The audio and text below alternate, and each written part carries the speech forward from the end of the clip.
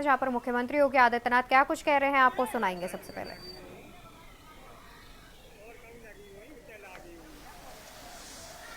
प्रधानमंत्री मोदी जी प्रखर राष्ट्रभक्त हैं और इसलिए वे प्रखर राम भक्त भी हैं। 500 वर्षों का इंतजार समाप्त करके अयोध्या धाम में रामलला फिर से विराजमान हो गए। अयोध्या की कायाकल्प हो गई। ये सब मोदी जी के नेतृत्व में, उनके मार्गदर्शन में ही संभव हो पाया। स्वाभाविक रूप से आज जो नई अयोध्या है, ये नई अयोध्या एक नई गाथा को हम सबके सामने भी प्रस्तुत करती है।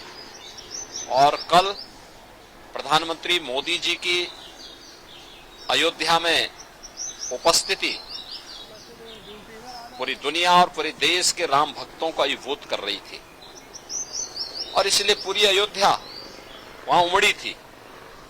लाखों की संख्या में श्रद्धालु जन थे, राम भक्त थे। वे सभी मोदी जी के अभिनंदन के लिए, स्वागत के लिए उत्सुक थे और 1 लाख से ऊपर देश के भी अलग अलग कोनों से आए हुए श्रद्धालु जन, वे भी मोदी जी का घंटों इंतजार करते किए और फिर मोदी जी का उन्होंने स्वागत किया। तो यह तो मैंने पहले भी कहा कि यह संबंध राष्ट्रभक्त और राम भक्त का है। जो जितना प्रखर राष्ट्रभक्त होगा उतना ही प्रखर राम भक्त होगा और जो जितना राम विरोधी होगा उतना वह राष्ट्र विरोधी होगा।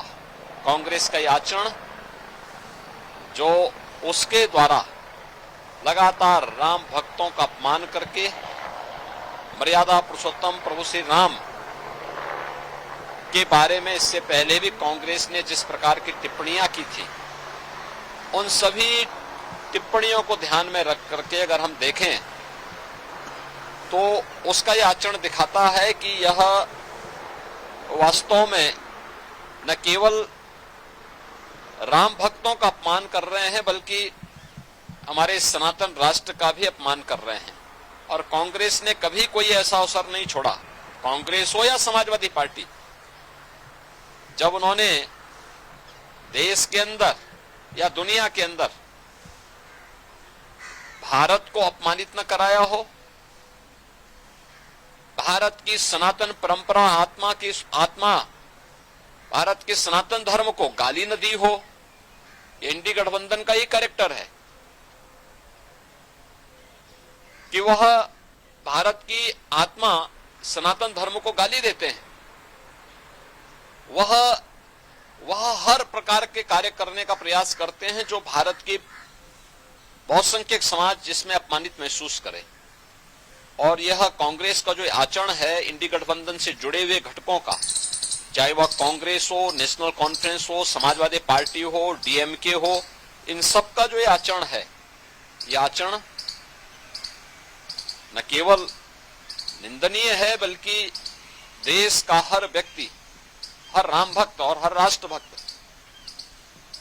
कांग्रेस के इस आचरण के कारण ही कांग्रेस को रसातल की तरफ धकेल रहा है। सर, हम कह सकते हैं हमें आते हैं कि विपक्षी दल हो, खासकर कांग्रेस हो, समाजवादी पार्टी, इनके नेता, बड़े बड़े नेता मंदिरों में जा रहे हैं, लेकिन अगर इनकी एक प्रवक्ता राम हिंदू होने के नाते राम मंदिर चली जाए तो उसके साथ बुरा व्यवहार किया जाए। मतलब देखिए, मैं क्या कर रहा हूं ना, कांग्रेस का जो छद्म रूप है, इस छद्म रूप से देश की जनता जनार्दन अच्छी तरह वाकिफ है। उसे मालूम है कि ये जो भी दिखावा कर रहे हैं ये वास्तविकता पर आधारित नहीं है।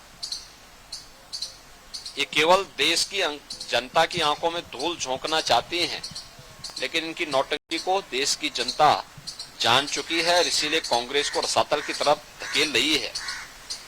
कांग्रेस की एक प्रवक्ता ने कांग्रेस से इसलिए इस्तीफा दिया क्योंकि वो तो छत्तीसगढ़ है, छत्तीसगढ़ तो भगवान राम का ननिहाल है, माता कौशल्या का मायका है और वहां की एक राम भक्त तो किसी भी दल की हो सकती है।